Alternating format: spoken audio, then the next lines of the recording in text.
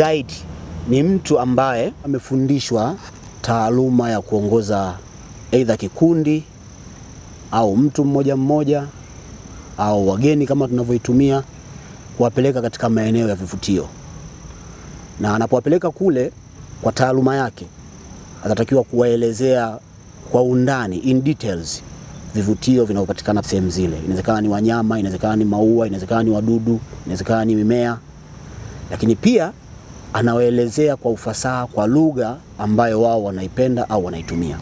Inawezekana ni Kiingereza, inawezekana ni Kijerumani, inawezekana hata ni Kiswahili, inawezekana ni Kifaransa na lugha zingine mchanganyiko. Kwa mfano sasa hivi tuna wageni wengi sana wanakuja kutoka Japani, Uchina na vitu kama hivyo. Kwa hiyo lazima tuandae magaidi ambao wana uwezo wa kuzungumza hizo lugha ili tuweze kuwa na magaidi ambao wanafaa. Kwa hiyo kwa ujumla hayo maelezo niliyoyatoa ndio yanahusiana na mtu ambaye anaitwa guide.